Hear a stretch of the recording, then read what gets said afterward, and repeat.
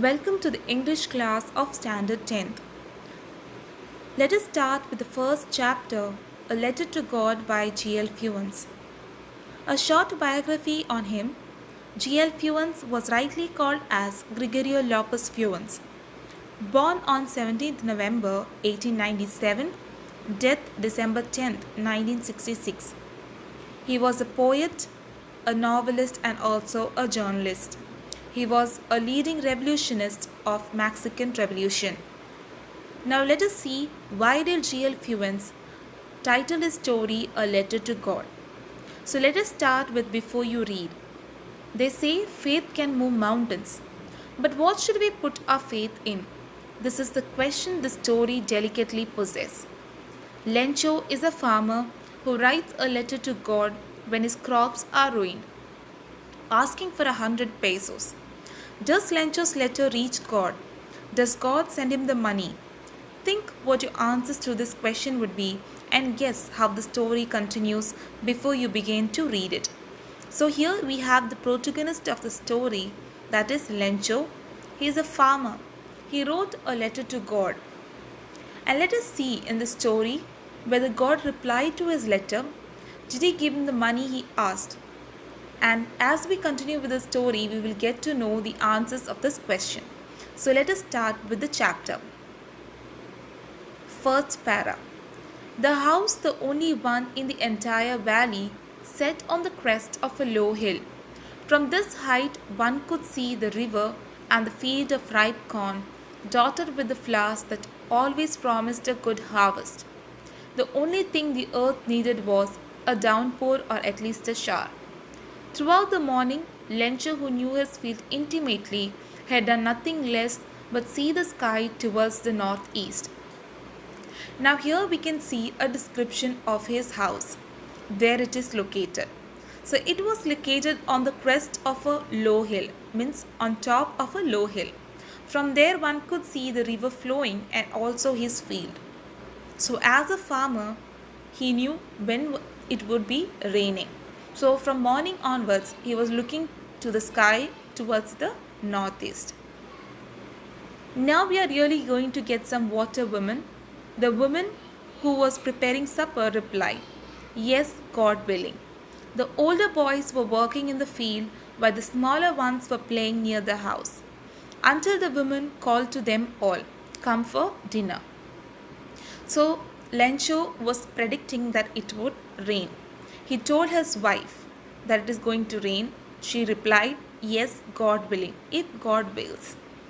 We can see here that he had older boys, means elder sons, as well as younger ones. Older boys used to help the father in the field, whereas the younger ones used to play near the house. So it was the night time. They are called for dinner.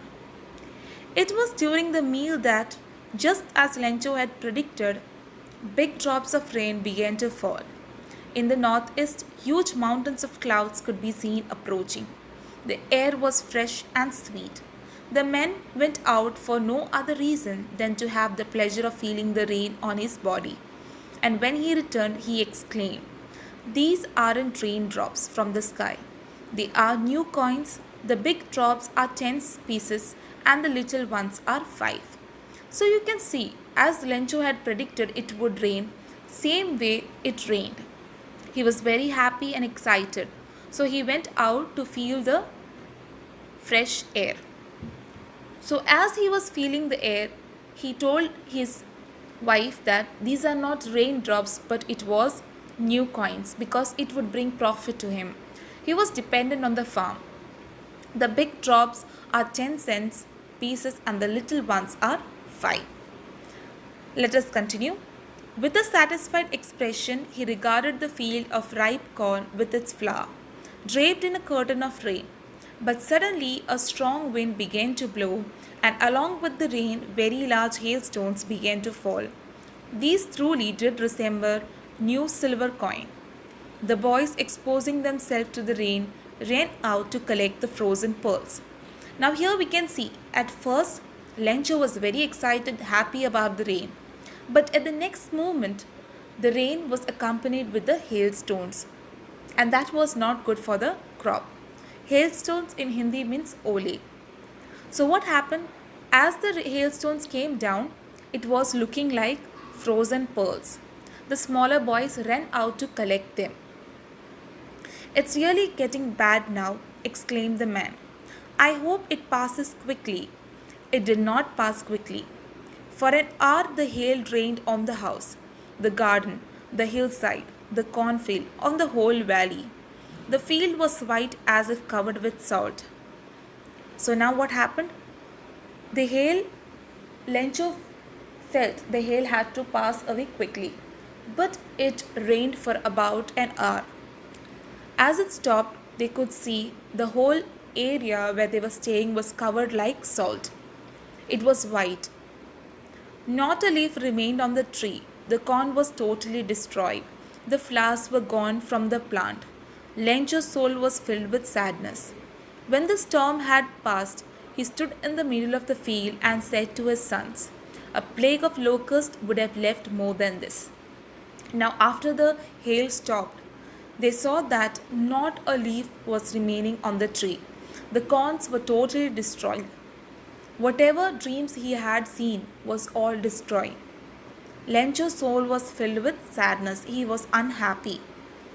He was in the middle of the field and he told to his sons, a plague of locusts would have left more than this. A locust is an insect which fly like in a group and they destroy the crop. So he's telling at least they would have left more than this. The hail has left nothing this year. We will have no corn. That night was a sorrowful one. All our works for nothing. There's no one who can help us. We'll all go hungry this year. So Lencho's heart was with sadness. He told to them that that year they will not survive. That year is going to be bad for them. And that night was the most sorrowful night for them. So the next part we will continue in the part 2 section. Thank you.